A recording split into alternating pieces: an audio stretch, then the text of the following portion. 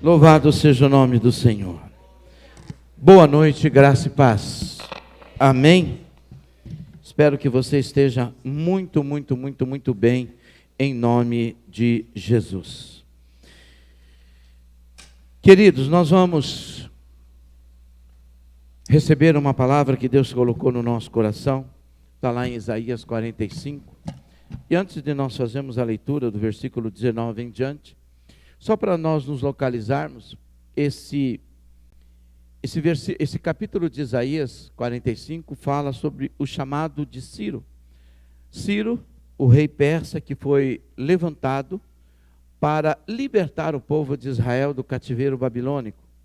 Você vai ver no capítulo 46 e depois nos demais, que existe uma fala profética de Isaías, e Deus chama Ciro de seu ungido, que ele toma pela sua mão direita, conforme narra o capítulo 45, versículo 1, quando ele diz assim: assim diz o Senhor, assim diz o Senhor ao seu ungido, a Ciro, a quem tomei pela minha mão direita. Não é? Isaías, na verdade, profetiza isso mais de 100 anos antes do cativeiro babilônico, antes mesmo de acontecer o cativeiro, não é? E essa libertação vai acontecer depois dos 70 anos do cativeiro babilônico, já sob o reinado de Nabonido, alguns chamam de Belsazar. E ali ele vence não somente os babilônios, ele toma tudo que Nabucodonosor havia levado quando entra em Israel e toma, derruba os muros, queima as portas, coloca fogo no templo, leva tudo para a Babilônia, não é? E foi um tempo de muita opressão que o povo viveu na Babilônia, mas foi ali na Babilônia que o povo aprendeu a abandonar definitivamente a idolatria. Então, Ciro é um rei pagão que Deus levanta para libertar o povo de Israel da opressão e do cativeiro babilônio. Depois você vai voltar a ver que ele mesmo é quem chama, e Esdras é a segunda turma que volta para a reconstrução do templo, e depois vem com Dario também Neemias e tudo mais. Por que eu estou falando isso? Porque é importante para a gente se localizar, porque quando nós falamos, por exemplo, de Messias, a gente fala de Jesus Cristo, mas aqui, na verdade, a palavra ungido significa Messias, aquele que foi designado para uma tarefa, e ele era um rei pagão. Importante lição é que quando a gente pensa que não, mas Deus sempre está no controle de tudo e de todos. Amém? Vamos então ao versículo 19 até o 25. Não falei em segredo, nem em algum lugar seguro, ou melhor, escuro da terra. Eu não disse à descendência de Jacó: busque-me em vão. Eu, o Senhor, falo a verdade e proclamo o que é direito. Reúnam-se e venham, aproximem-se todos juntos, vocês que escaparam das nações, não sabem nada os que carregam suas imagens de madeira e fazem súplicas a um Deus que não pode salvar. Declarem e apresentem as suas razões, que tomem conselho uns com os outros. Quem fez ouvir isso desde a antiguidade? Quem desde aquele tempo o anunciou? Será que não fui eu o Senhor? Pois não há outro Deus além de mim, Deus justo e Salvador, não há além de mim. Voltem-se para mim e sejam salvos, vocês todos os confins da terra, porque eu sou Deus e não há outro. Por mim mesmo tenho jurado, da minha boca saiu o que é justo, e a minha palavra não tornará atrás. Diante de mim se dobrará todo o joelho e jurará toda a língua. De mim se dirá: tão somente no Senhor há justiça e força. Até eles virão e serão envergonhados todos os que se irritarem contra ele. Mas no Senhor será justificada toda a descendência de Israel, e nele se gloriará. Amém? Jesus, o Messias e a nossa esperança viva. Por que Deus me direcionou nesse texto? O verso 22 Ele não é a chave desse capítulo, mas ele é a chamada muito importante deste capítulo, aonde nós começamos a entender o processo e a profecia contra a Babilônia e a decretação no mundo espiritual da queda de Nabucodonosor e também a queda do reino babilônico. Entenda bem, quando ele profetiza isso, ainda não estavam, e alguns dizem que sim, outros dizem que não, havia ainda o começo do cativeiro. Mas o que a gente sabe é que essa profecia, ela aconteceu, e de fato, Ciro venceu os babilônios. Amém? O versículo 22 diz: voltem-se para mim e sejam salvos, vocês todos os confins da terra, porque eu sou Deus e não há outro. E o versículo 1 que eu acabei de ler para vocês, diz assim: assim diz o Senhor ao seu ungido, a Ciro, a quem tomo pela mão direita para abater as nações, a quem tomo pela mão direita para submeter as nações diante dele, para desarmar os reis e para abrir diante dele os portões que não se fecharão. Nós sabemos, e é notório, de que o mundo tem avançado no seu conhecimento científico, em todas as áreas, tecnológica, social, humana. E o interessante é que o mundo tem avançado tanto e os homens têm alcançado um nível tão elevado de conhecimento, que alguns chegam ao ponto de se julgarem ou de julgarem donos das decisões em que eles tomam e são capazes de gerir o mundo e seus habitantes. Na verdade, dirigem ou fazem tudo segundo o seu bel prazer. Isso nada mais é do que a síndrome de Deus. Essa doença destruiu os grandes impérios do mundo, não é? Levando-os à ruína e alguns deles à própria extinção. Mas é importante nós entendermos que a ciência, e quando eu falo ciência, eu estou falando de todas as áreas do conhecimento humano, ela não aponta, e embora alguns achem que ela aponta para o fim, e nós podemos pensar que ela aponta para o fim, é importante a gente entender que a humanidade, ela não caminha para a sua autodestruição. Ela, na verdade, está cega quanto ao entendimento de que o plano de Deus não se frustra. Não é uma questão de autodestruição, é uma questão do cumprimento do plano de Deus, daquilo que Deus estabeleceu, e esse plano não se frustra. E haverá e chegará um dia em que todos estarão diante do Todo-Poderoso e todos verão quem de fato Deus é. E isso é importante porque nós, hoje, quando olhamos para os senhores do mundo e que eles acham, e eles não estão errados em achar, que o mundo é nosso, e de fato é. Quando a gente olha, por exemplo, para o Salmo 115, no versículo 16, o Senhor diz assim: os céus dos céus são do Senhor, mas a terra Ele deu aos filhos dos homens. Então, na verdade, a terra é do homem, como, por exemplo, o Éden era do homem. Deus criou o Éden e colocou ali o Éden. Mas o homem perdeu o seu direito de ficar nele quando agiu como quis. Assim tem acontecido com a humanidade. Ela está perdendo o seu direito de permanecer na terra quando age e começa a agir como ela quer, esquecendo de que por trás de tudo isso, não é, existe alguém que governa. Deus, ele não perdeu o controle.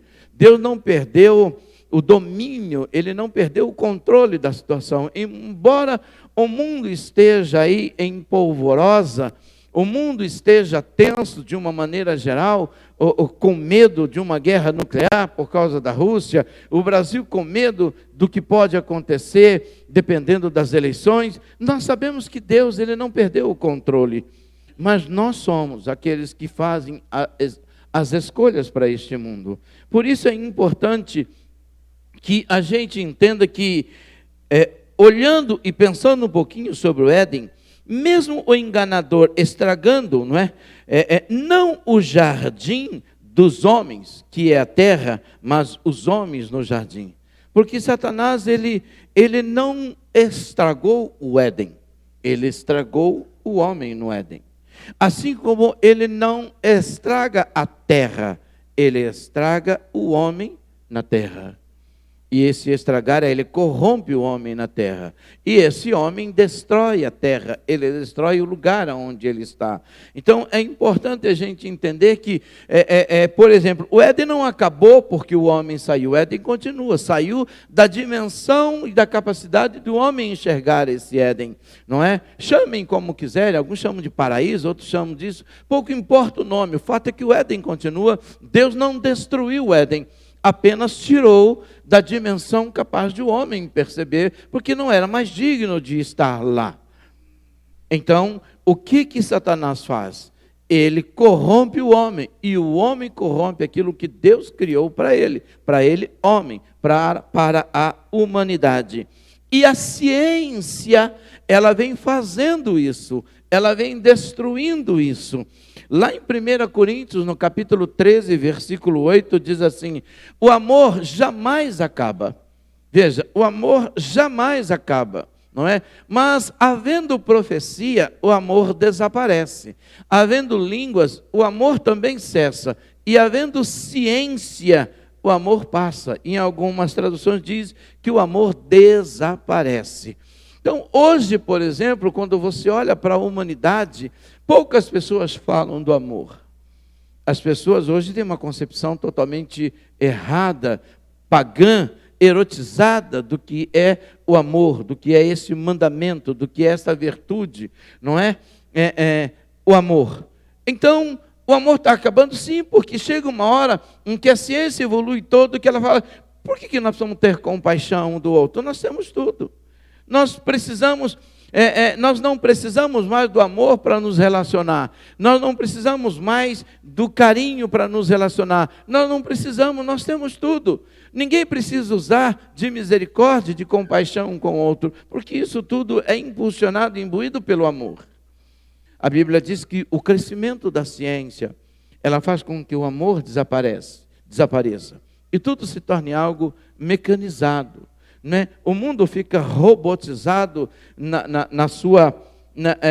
no seu mecanismo, na sua dinâmica, na sua forma de existir e de acontecer. A ciência faz isso? Faz. Porque chega uma hora em que a ciência fala, eu não preciso mais de Deus. E a Bíblia diz que o verdadeiro amor, ela não nasce no meu coração e nem no seu. O verdadeiro amor não é algo que se cria em laboratório. O amor, ele vem de Deus. E Deus é amor. A essência de Deus é o amor.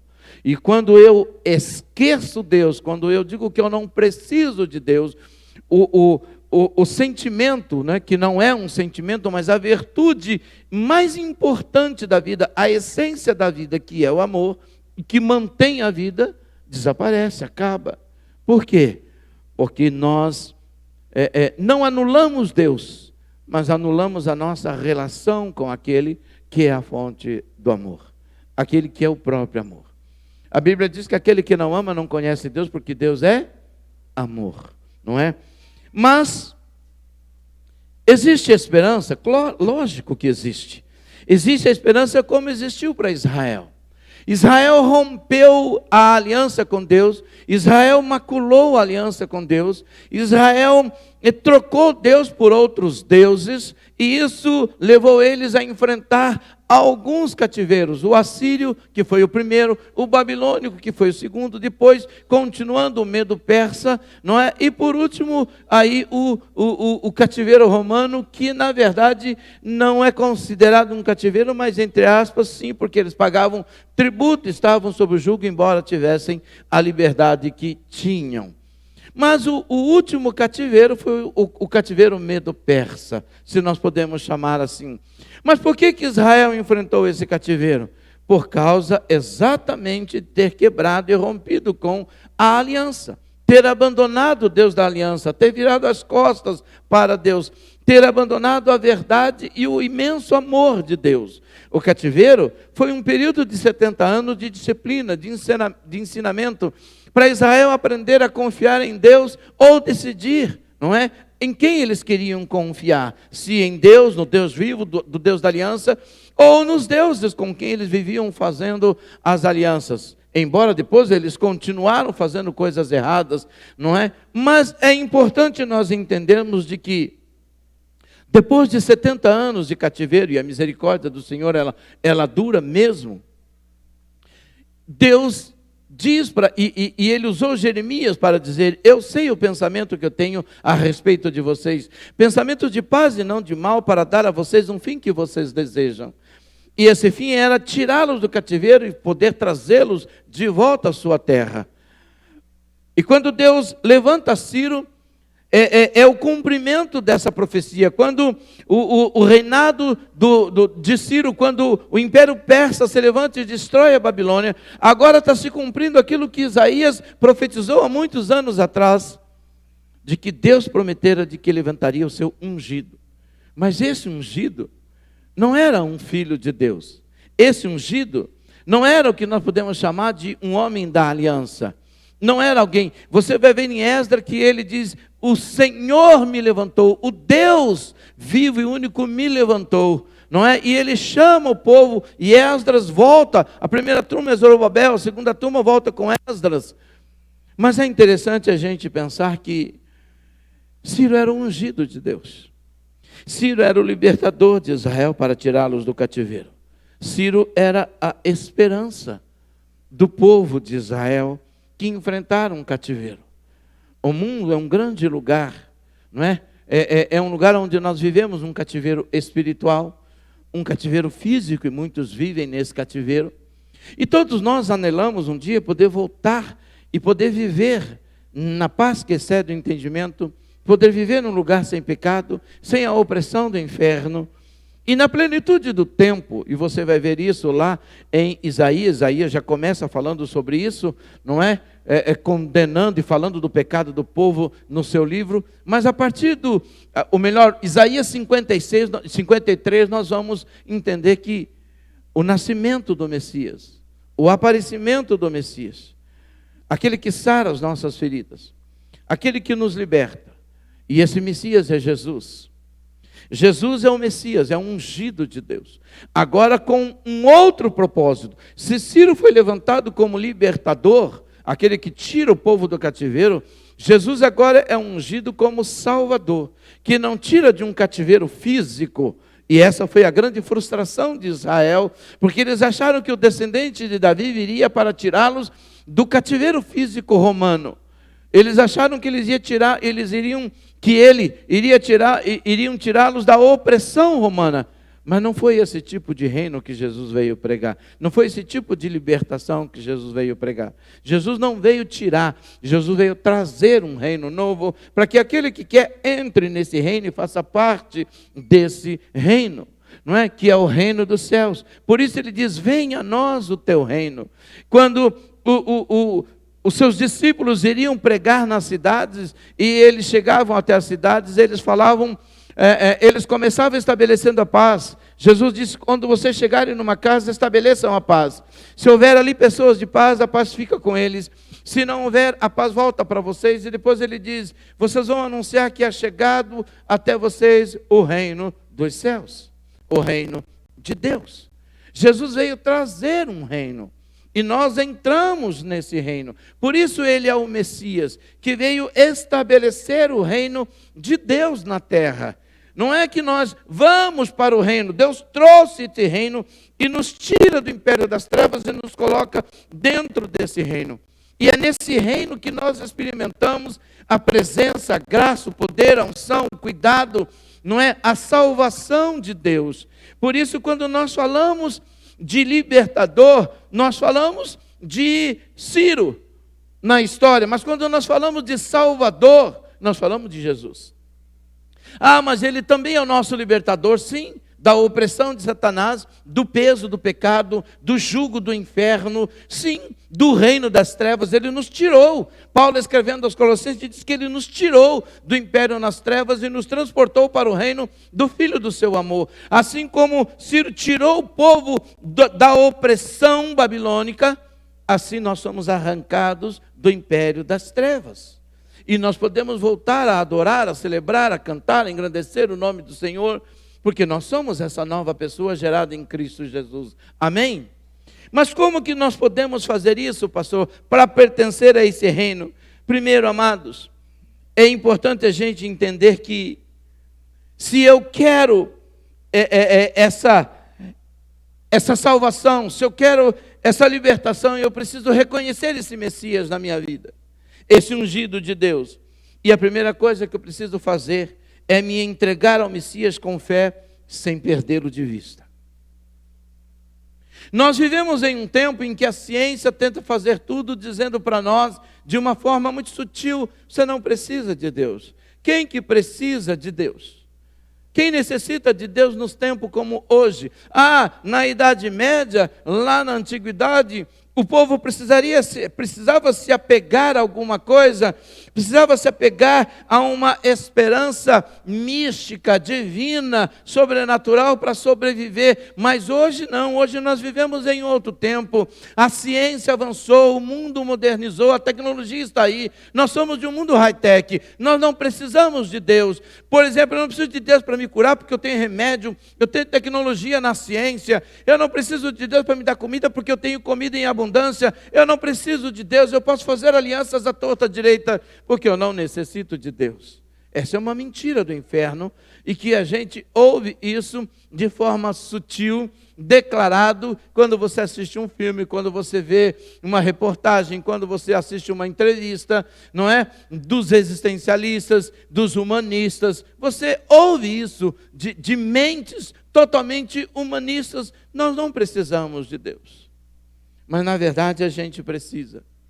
Então, de que maneira que eu posso pertencer a esse reino? Quando eu me entrego ao Messias com fé, e eu não posso perdê-lo de vista. É por isso que o Senhor, quando Ele fala através da boca de Isaías ao povo, Ele diz: olhai para mim, Isaías 45, 22, olhem para mim e sejam salvos. Vocês precisam ter o olho de vocês voltado para mim. A esperança de vocês tem que estar em mim. Você não pode olhar nem para a esquerda e nem para a direita. Você tem que olhar para mim. E ele fecha dizendo assim: olha, a vocês todos os confins da terra, porque eu sou Deus e não existe outro. Esse não existe outro é a grande luta, porque a humanidade quer fazer comparação. Porque as pessoas querem procurar um Deus mais liberal. Um Deus que não diz somente não, mas que diz mais sim do que não. Um Deus que não me proíbe. Não é um Deus déspota, um Deus tirano, um Deus que me reprime da minha liberdade. Que eu não posso isso, que eu não posso aquilo. Eles não têm conceito de liberdade, nem noção do que é liberdade. Por isso, queridos, é que nós precisamos entender isso. Sabe, deixa eu falar uma coisa para você, eu quero que você vai entender, porque quando a gente fala de comida, todo mundo entende, não é? Falou de comida, todo mundo entende. Por exemplo, tem gente que não pode tomar café. Não pode tomar café porque tem uma úlcera, uma gastrite, e o bicho sofre. Tem gente que não pode comer carne de porco. Tem gente que não pode comer um certo tipo de comida porque o cara desanda numa disenteria, vai parar em hospital. Tem gente que não pode comer amendoim. Não é, Felipe? Entendeu? Tem gente que não pode comer... Não é porque ele tem alergia, segundo ele, né? Então tem gente que não pode comer certo tipo de... Mas é proibido comer, sim ou não? Não. Se ele quiser comer, ele pode comer? Pode. Eu não posso comer algumas comidas. Se eu quiser comer, eu posso comer? Posso comer. Isso chama-se liberdade. Eu posso comer o que eu quiser, desde que eu arque com as consequências daquilo que eu estou fazendo.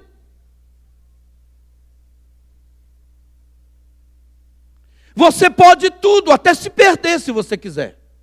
Você pode tudo, até ir para o inferno se você quiser. Porque você é livre. Mas se você quiser céu, esperança, vida eterna, você tem que olhar para Jesus. Quem me entendeu aqui? Quem me entendeu, dá uma glória a Deus bem alto aí. Amém? Então ele pode comer o amendoim, lógico que ele pode comer. Eu posso comer as comidas que me fazem mal, lógico que eu posso. Com toda certeza. Às vezes minha mulher fala assim, você não pode comer isso. Eu falo assim, olha. Depois eu passo a noite acordado. Eu fico ruim, me dá dor, me dá cólica. Mas eu comi. Eu falo assim, Deus, tira essa cólica que eu estou com ele, Senhor, tira. Mas quem mandou você comer? Estava gostosa a comida? Estava, Senhor. Então, e a dor? Não está. Mas isso aí é o efeito colateral do prazer. Entendeu? O salário do pecado é o quê? Mas que pecado? Pecado é ruim? Vamos ser honestos aqui, gente. Ninguém, não precisa contar para ninguém. Pecado é amargo? Não. Pecado é ruim? Não. Pecado é bom. O que não presta do pecado são as consequências. Te gera morte, te afasta de Deus, te põe para longe de Deus, traz consequências fatais na sua vida, porque o salário dele é a morte. E se existe uma coisa que você não fica devendo é para o pecado, porque ele cobra mesmo. Ele é pior que agiota, nos faz de idiotas. E a gente cai nas armadilhas. Então, mas se eu quero me livrar disso, eu preciso olhar para quem? Para Jesus. Por isso que o Messias é Ele. Olha o que diz em Provérbios capítulo 23, 26. Filho meu, preste bem atenção no que eu digo. Tem certeza que é isso? Filho meu, preste bem atenção no que eu digo. E que os seus olhos se agradem nos meus... Não era bem isso, mas tudo bem, dá para adaptar. Não era? Não, acho que fui eu que fiz a anotação errada. Mas vamos lá. Filho meu, preste atenção no que eu digo. E que seus olhos se agradem dos meus. Se eu não me agradar dos caminhos... O Espírito de Deus é fantástico, amado. A gente erra, mas ele não erra nunca. Se os meus olhos não se agradarem dos caminhos dele, ele diz, segue o seu, filho. Vai em frente. Mas você pode se agradar nos meus caminhos. Ele está dizendo, escolha o que você quer. Você pode escolher isso. Mas se você quer algo de bom, se você pensa num futuro melhor para você, se você pensa em não ser escravo do pecado e ter uma libertação, você precisa de um Messias. E o Messias eu já lhe dei. Chama-se Jesus Cristo, o meu ungido que está aí. Ele é libertador e salvador. Amém? Essa é a primeira coisa que eu preciso fazer. O mundo está atrás de um Salvador, mas não conhece que não entende que o Salvador já veio. A segunda coisa que eu preciso, amado, entender. Aliás, eu quero fechar ainda isso falando para você sobre Hebreus capítulo 12, versículo 2. Que é exatamente o que nós conhecemos. Olhando firmemente para o autor e consumador da nossa. Mas olha o que diz o versículo, a continuação. Jesus, o qual em troca da alegria que lhe estava proposta, suportou a cruz, porque não era fácil, sem se importar com a vergonha, com o motivo de chacota que ele virou, e agora está sentado à direita do trono de Deus. Ele recebeu esse reino, mas ele passou por uma situação difícil, e nele eu tenho toda a salvação que eu preciso. Ele é o meu Messias. Eu não preciso que a ciência, que o mundo me ofereça algo para me preencher, porque eu tenho Deus. A segunda coisa, amado, para que eu receba essa esperança e esse Messias, eu não posso rejeitar e nem abandonar a proposta que ele oferece. Existe uma proposta de Deus para mim e para você. Ele disse, você olha para mim e você vai ser salvo. Se você olhar para mim, esse olhar aqui não é olhar de quem fica fito olhando para ele, mas é de quem está disposto a seguir a sua obediência, a não negociar a orientação que dele você recebe. Olhem para mim, vocês serão salvos, porque eu sou Deus e não há outro. Não tem outra saída. Ah, pastor, mas eu não posso adorar A, B ou C. Não. Se você acha que A, B ou C pode te salvar, ok, a opção é sua. Mas você não sabe. O único que lhe assegura o futuro eterno e que declara isso para você é Deus. E você precisa entender isso, amado. Existe uma proposta. Se você quer ser salvo, você precisa aceitar a proposta que Ele te dá.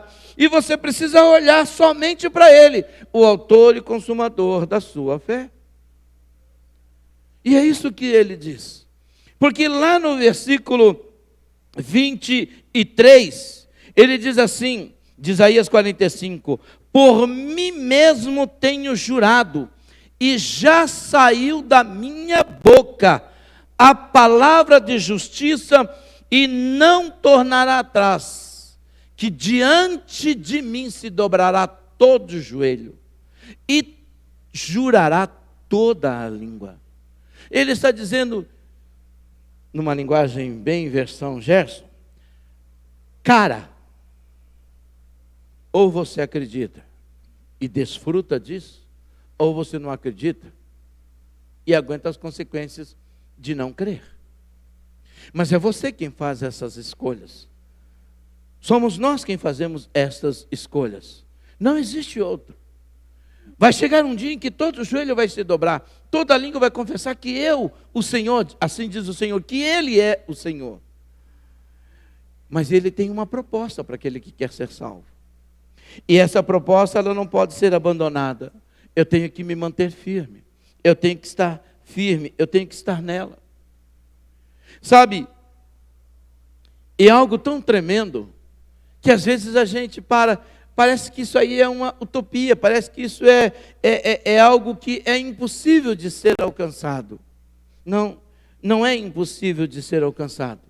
Basta que eu olhe para a proposta dele, e é por isso que ele diz, olha, traz a sua demanda para mim, vamos discutir sobre ela. Tente me convencer de que a sua proposta é melhor, de que a proposta de Baal é melhor, de que a proposta do mundo é melhor, e eu vou te dar a minha proposta. E você faz a escolha.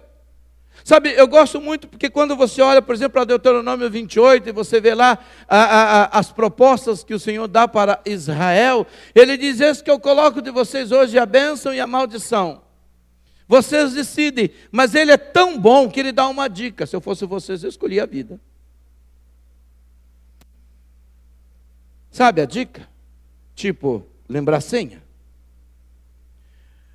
Falei, eu coloco diante de vocês hoje a bênção e a maldição. Vocês têm que escolher. Mas vai aqui uma dica, escolha a vida, porque é melhor.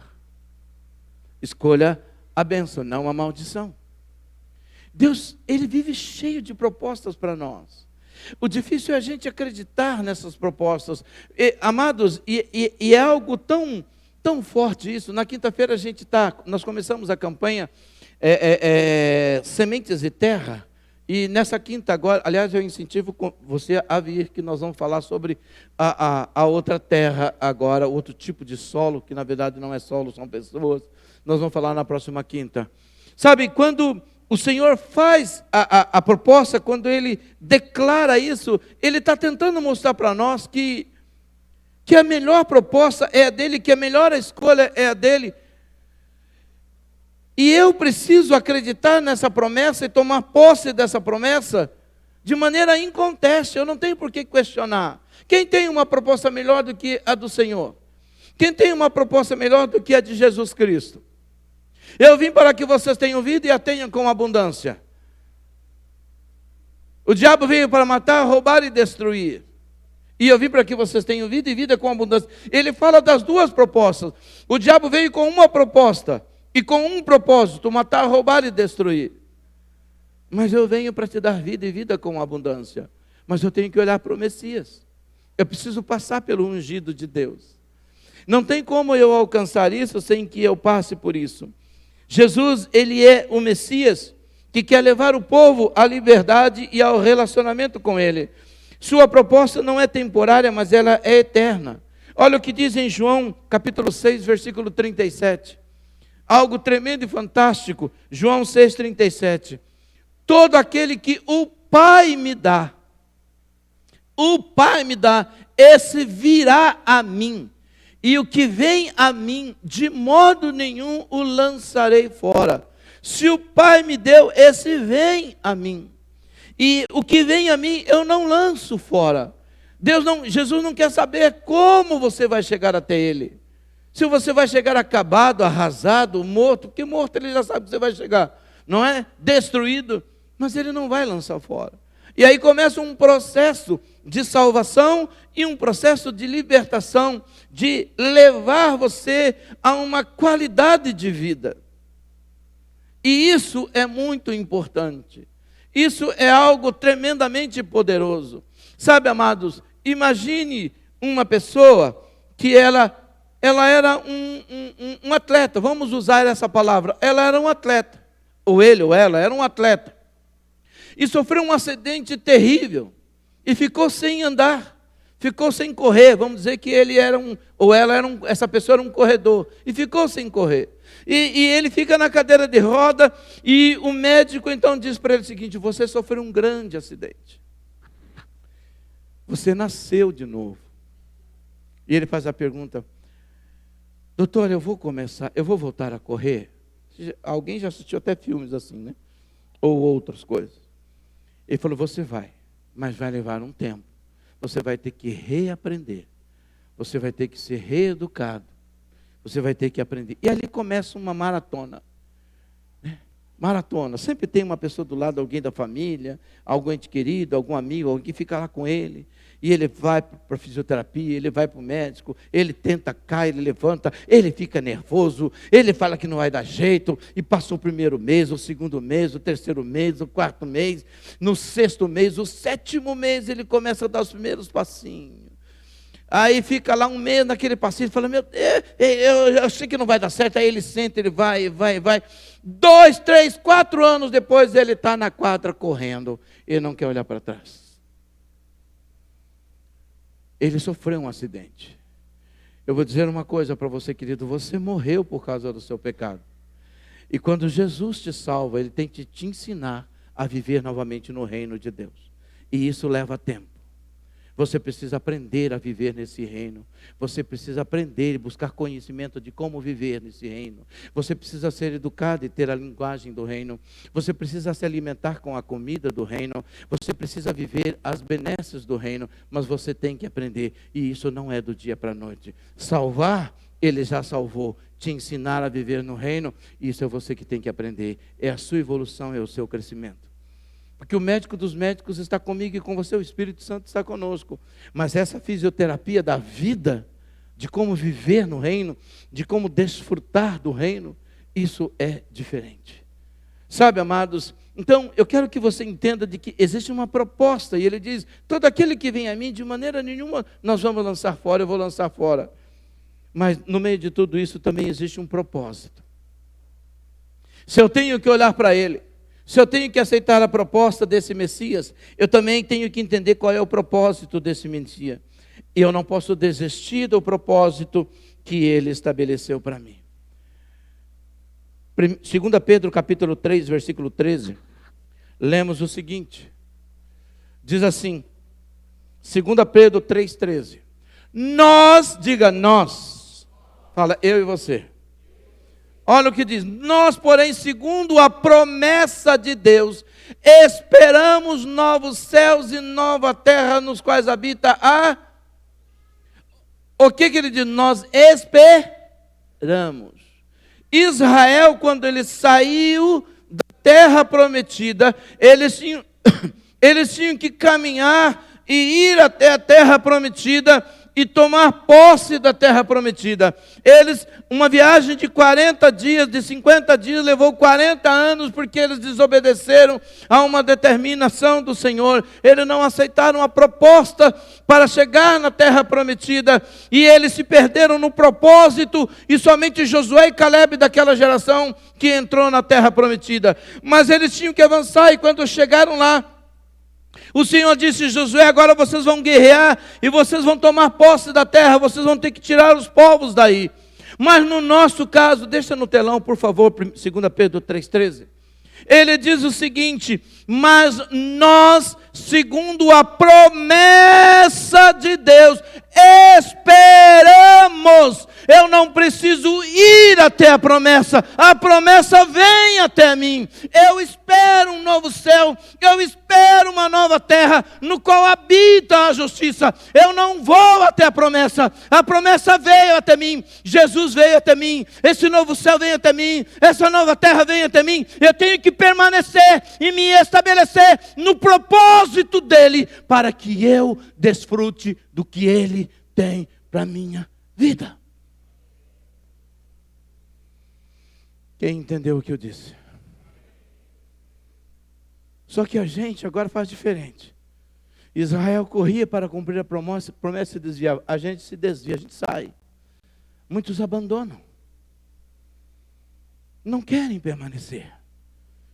O que a gente precisa fazer? Simplesmente se estabelecer no reino, permanecer no reino, crescer no reino e esperar que o reino... Ah, pastor, nós aguardamos, sim. Novos céus e nova terra, sim. Nós esperamos, sim. Ah, eu não tenho que ir lá tomar posse? Não. Por quê? Porque você já está no reino. Ele só vai estabelecer esse reino. Porque você já é agente do reino. Você já é filho do reino. Sim ou não? Colossenses diz que Deus te tirou do império das trevas e te colocou aonde? No reino do Filho do seu amor. Então você já está no reino. Quando toda a proposta dele, que ele deu, se cumprir, quando o propósito dele chegar no ápice, a gente vai ver tudo isso. Mas nós já estamos. Eu não estou correndo para tomar posse. Não, pastor, não. Olha o que diz em Mateus capítulo 25 e 34. Agora é diferente. Olha o que ele diz: então o rei dirá aos que estiverem à sua direita: venham benditos de meu Pai, venham herdar o reino que está preparado para vocês. Amados, só herda quem tem direito à herança. Sim ou não? Só herda quem tem direito à herança. Só vai herdar quem tem direito. Quem não tem, não vai herdar. E quem é que herda? Aquele que está na família. Se você não estiver na família, você não herda. Se você estiver na família, você herda o que a família tem. Mas se você não está, você não herda. Você pode desfrutar como um amigo da família, como um colega da família, né? Tem um colega meu meu cunhado fala o seguinte: você não precisa ser rico, você precisa ter amigos ricos, porque aí você desfruta das riquezas dele. Não é? Ele vai viajar e fala assim: vamos comigo, eu não tenho dinheiro, eu pago. Ele vai para a fazenda dele: cara, não, imagina, quem me dá aí? Você é meu amigo, vem comigo. E a gente vai junto. E ora para que Deus cada vez dê mais para ele, dê mais para ele, dê mais para ele. Porque não é só desfrutar, você tem que orar para que Deus dê muito aos seus amigos. Amém? Ah, mas eu não posso orar para Deus dar para mim? Sim. Lógico que você pode orar para Deus te fazer rico. Mas será que se você for rico, você vai ter mesmo coração que seu amigo? Não me responde. Não quero saber, porque vai que eu me frustro. Porque tem gente que não nasceu para ser rico, gente. Desculpa, mas não nasceu para ser rico. Por quê, pastor? Porque se fica rico, vai para o inferno com tudo que tem. Então, é melhor ficar com o que tem, para não perder até o que tem.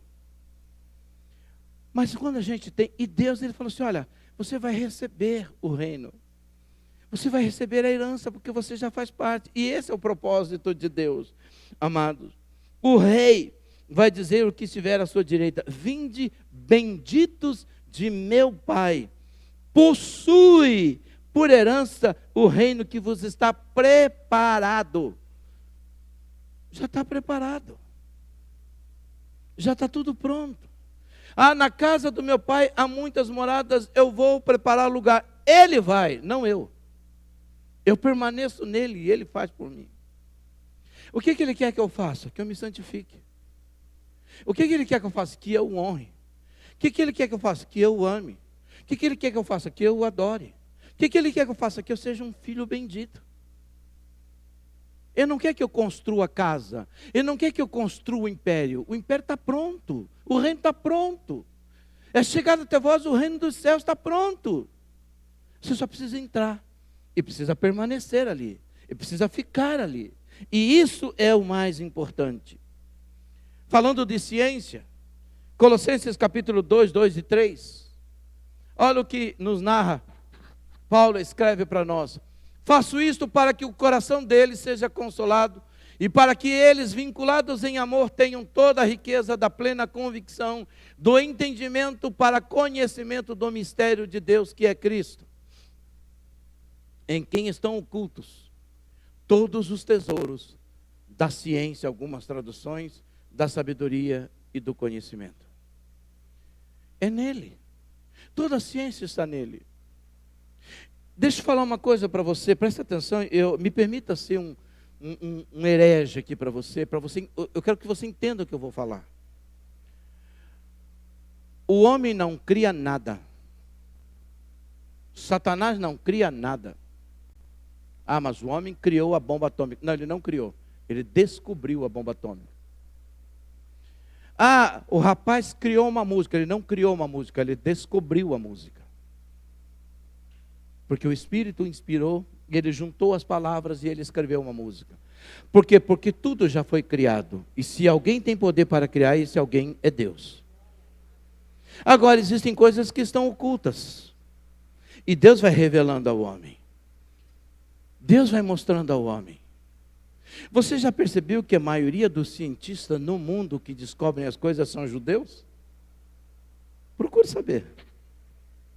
A maioria dos cientistas que ganham prêmio Nobel, que descobrem remédios, que descobrem cura, que descobrem enfermidades, são judeus. Por que será, pastor? Não sei, no céu a gente pergunta para ele. Sabe por quê, amados? Porque eles sabem da aliança que eles têm com Deus, mesmo sendo um pagão. Nós somos filhos e nem sequer investimos tempo para conhecer o Pai que nós temos. Porque se a gente soubesse o Pai que a gente tinha, a gente não vivia, em muitos casos, a vida que a gente vive. E eu não estou falando de riqueza. Eu estou falando de contentamento. Eu estou falando de você ter alegria no Senhor. Eu estou falando de você ter prazer em Deus. Eu estou falando de você ter o melhor refúgio, o melhor socorro, a melhor presença de Deus. Ele é o Messias. Nós não precisamos de Ciro. Nós já temos o nosso Messias. Eu não preciso de um libertador humano. E ainda que Deus levante para tirar uma nação de uma situação opressora, a pessoa saiu da situação opressora, mas se ela morrer, ela vai para o inferno. Eu preciso de um Salvador que me tire das garras de Satanás, da condenação eterna. E Jesus já fez isso pela minha vida e pela sua vida. Quando nós temos essa consciência, nós temos que ter o que no nosso espírito? Gratidão. Jesus é o Messias de Deus, sim. Ele é a única esperança viva capaz de mudar a nossa história. Porque, querido, deixa eu falar uma coisa para você.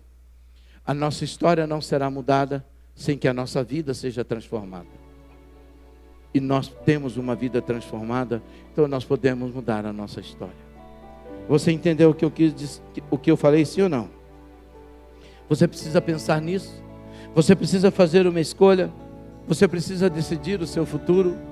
Quando ele disse, eu levantei o meu ungido, no tempo, na plenitude dos tempos, ele também levantou o seu ungido, ele enviou o seu ungido, o seu único filho. Jesus Cristo é o nosso Salvador. Jesus Cristo é o nosso Senhor. Jesus Cristo é o Messias que eu e você precisamos.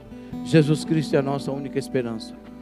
A ciência pode avançar, pode chegar no ápice do seu conhecimento, da sua sabedoria, da sua inteligência. Pode chegar no mais elevado grau de conhecimento, de desenvolvimento. A ciência pode alcançar ápices absurdos. Ela pode postergar a vida de um homem, ela pode prolongar o tempo de vida de um homem na terra, se Deus assim permitir. Mas a ciência não pode salvar o espírito humano, a alma humana. Ela não tem como salvar o homem da condenação. Ela não tem como salvar o homem do pecado. Somente Jesus Cristo. Porque a salvação foi promovida por Deus. E ela está aqui para mim e para você. A libertação também foi promovida por Deus. E ela está disponível para mim e para você.